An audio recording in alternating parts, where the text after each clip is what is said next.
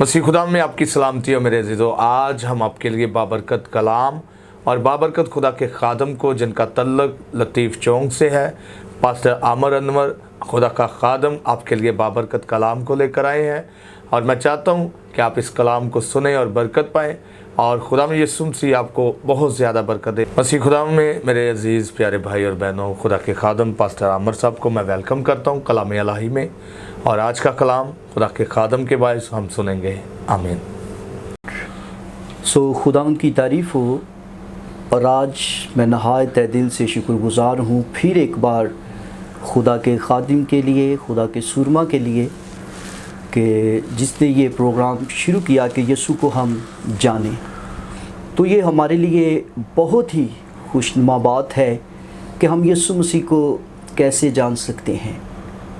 और ये खुदा का कलाम है जिसके ज़रिए से हम यीशु मसीह को जान सकते हैं, सच्चाइयों को जान सकते हैं।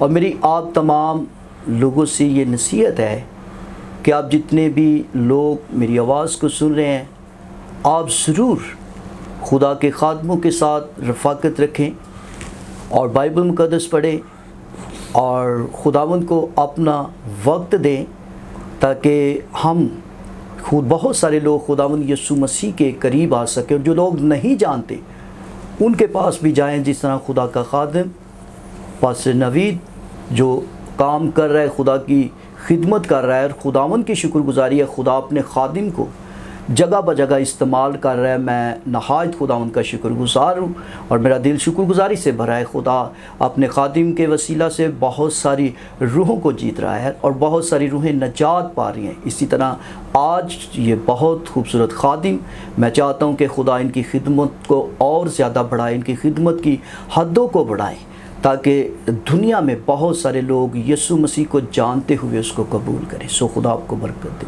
हम खुदा उनकी शुक्रगुजारी करते हुए आज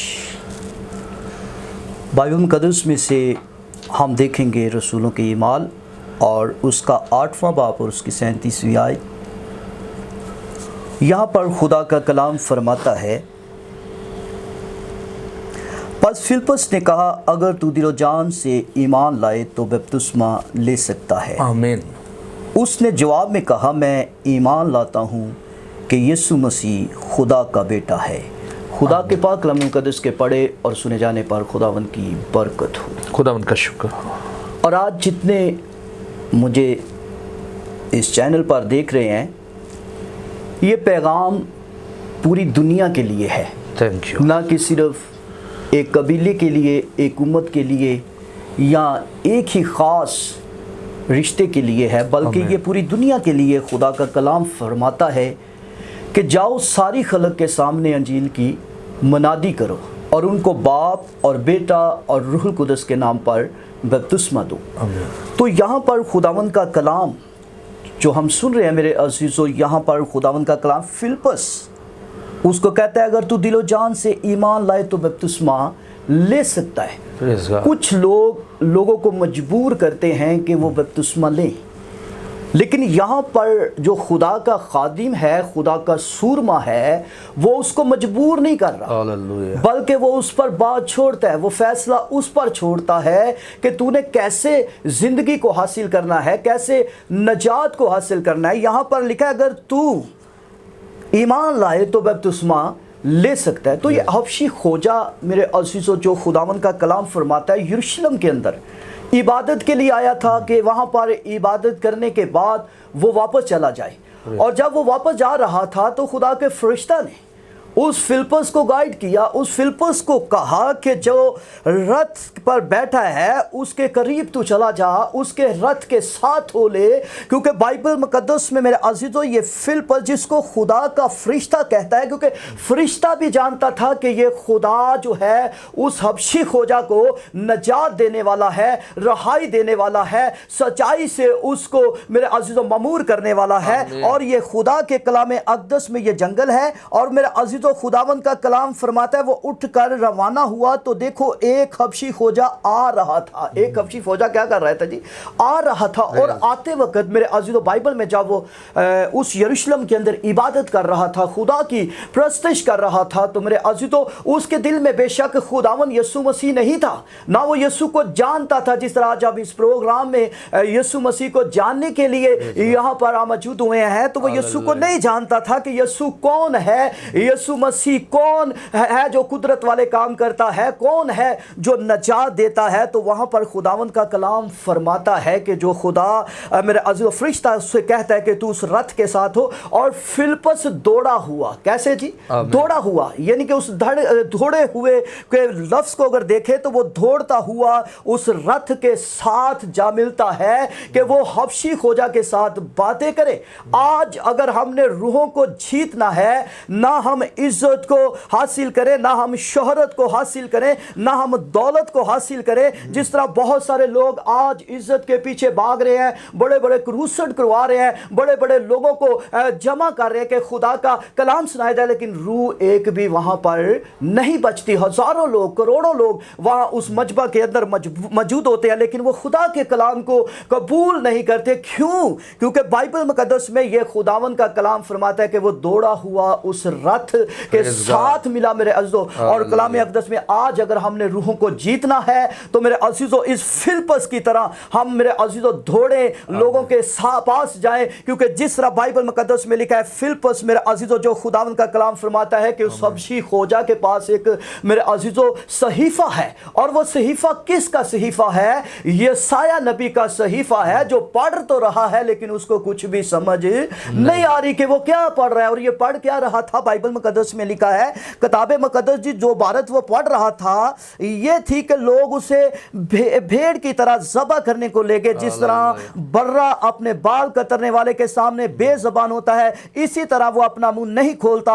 उसकी पस थाली में उसका इंसाफ ना हुआ, और कौन उसकी नस्ल का हाल बयान करेगा, क्योंकि जमीन पर उसकी जिंदगी मिटाई जाती है। तो खोजा ने फिलिप्पस से कहा, मैं तेरी मिन्नत करता हूं, मैं तेरी क्या करता हूं? मिन्नत करता हूं। आज कितने ऐसे लोग हैं जो बाइबल मुकद्दस से नावाकिफ हैं? आज कितने ऐसे लोग हैं जो लोगों को नजात पाने से रोक रहे हैं? आज कितने ऐसे उलमा हैं, आज कितने ऐसे फाजिल हैं, आज कितने ऐसे मेरे अज़ीज़ों पढ़े लिखे अच्छे खासे लोग हैं, लेकिन मेरे अज़ीज़ों वो लोगों को रोक रहे हैं कि वो नजात ना पाए। तो बाइबल मुकद्दस में जब पतरस रसूल, जिसने इस्राएल पर यह जाहिर किया कि तुम ही ने यीशु मसीह को मसलूब किया और तुम ही ने उसको मेरे अज़ीज़ों उसको मारा, और बाइबल मुकद्दस में लिखा है कि वही यीशु मसीह जो इस्राएल का बादशाह है, लेकिन इस्राएल ने उसको कबूल ना किया, क्योंकि लिखा है कि वो अपनों के घर आया और अपनों ने उसे कबूल ना किया। लेकिन जितनों ने उसे कबूल किया उसने खुदा के फरजंद बनने का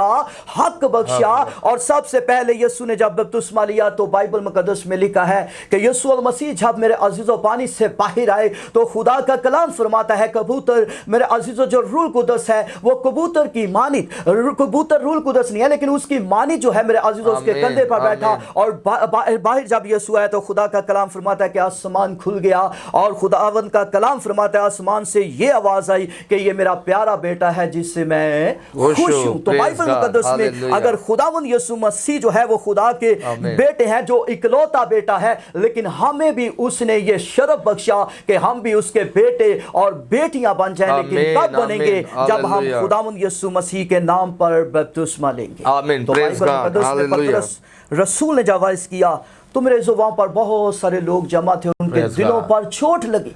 जिस तरह आज जिसके दिल पर चोट लगती है वो इस सच्चाई को कबूल करता है, चाहे उसे दुनिया की कोई ताकत भी रोकने की कोशिश करे, लेकिन वो रुक नहीं सकता। वो कहता है कि पानी भी मौजूद है और मैं बपतिस्मा लेना चाहता हूं, कौन मुझे रोक सकता है? और बाइबल मुकद्दस में लिखा है कि उसी दम उन्होंने कहा हम क्या करें? तो पतरस रसूल ने सबसे पहली जो बात कही, तौबा करो। क्या करो जी? तौबा करो। और तुम में से हर एक अपने गुनाहों की माफ़ी के लिए यीशु अपने गुनाहों का इकरार करे, उसके बाद यीशु मसीह के नाम पर क्या ले जी? बपतिस्मा ले, तो तुम क्या पाओगे? नजात पाओगे। आज आखिरी जो मेरी बात है, जिस तरह बहुत सारे खादिम कहते हैं कि बपतिस्मा जो है ये गैर कौमों के लिए है, आज मेरा उन आलमों से, फासलों से, मुअल्लिमों से ये सवाल है कि वो इस बात का जवाब दें कि अगर बपतिस्मा जो है वो गैर कौमों के लिए है, तो ये क्यों फिर जब इनके यहाँ कोई बेटा या बेटी पैदा होती है तो छोटे बच्चों को क्यों बपतिस्मा देते हैं? बपतिस्मा देते हैं। अगर ये गैर कौमों के लिए है तो क्या एक मसीही जो है उसके घर में जो पैदा होने वाला बेटा है या बेटी है, क्या वो मसीही नहीं है? तो फिर इनको भी बपतिस्मा देना वो बंद कर दे ताकि ये खत्म हो जाए, रस्म ही खत्म हो जाए। ये गैर कौमों के लिए नहीं, क्योंकि बाइबल में लिखा है कि जो ईमान लाए और बपतिस्मा ले वो क्या पाएगा? निजात पाएगा। और बच्चा ईमान नहीं ला सकता। बच्चा ईमान। यहाँ पर हबशी खोजा खुदा के कलाम अक़दस में कह रहा है कि मैं दिलो जान से ईमान लाता हूं कि यीशु मसीह खुदा का बेटा है। आमीन। और उस पर ईमान लाना ही हमारा, मेरे अजीजों, ये नजात का काम पूरा होता है, ये बपतिस्मे का काम पूरा होता है। और जब तक हम नए सिरे से पैदा नहीं होते, बाइबल बताती है कि कोई भी खुदा की बादशाही को देख नहीं सकता। और आज मेरी तमाम बेटों से, बेटियों से इल्तमास है। इल्तमास का मतलब है किसी के आगे हाथ जोड़ देना।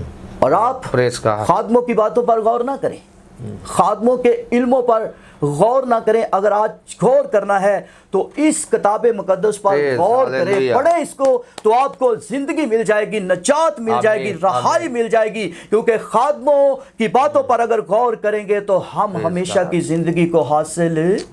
यीशु ने कहा कि राह, हक और जिंदगी मैं हूं, कोई भी मेरे वसीला के बगैर बाप के पास नहीं आता। जब तक बपतिस्मा नहीं लेते उस वक्त तक हम यीशु मसीह को जान नहीं सकते, यीशु मसीह की कुदरत को जान नहीं सकते। इस तरह मेरे अजीजों, आज हमें चाहिए कि हम दिलो जान से खुदा यीशु मसीह को खुदा का बेटा मानते हुए नई जिंदगी को हासिल करें ताकि हमेशा की जिंदगी पाएं। आमीन। खुदा इस कलाम के वसीला से आप सबको बरकत दे। आमीन।